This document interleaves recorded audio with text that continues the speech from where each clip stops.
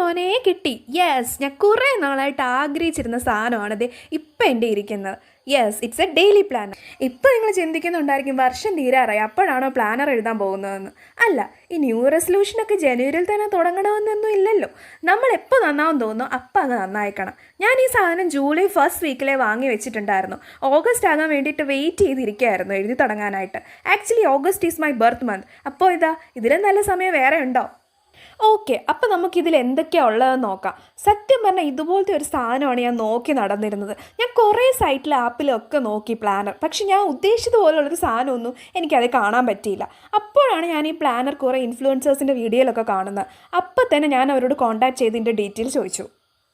Okay, actually ഇതൊരു അൺഡേറ്റഡ് പ്ലാനറാണ്. ഇക്കായ് തീമിൽ വരുന്ന ഈ ഒരു പ്ലാനറിൽ mood tracker, travel planner, mindfulness section, vision board, books and movie tracker, doodle pages, fitness goals, expense and savings tracker, habit tracker, meal planner, to do list, daily routine, skin care routine, daily notes, അങ്ങനെ കുറേ സംഭവമുണ്ട്.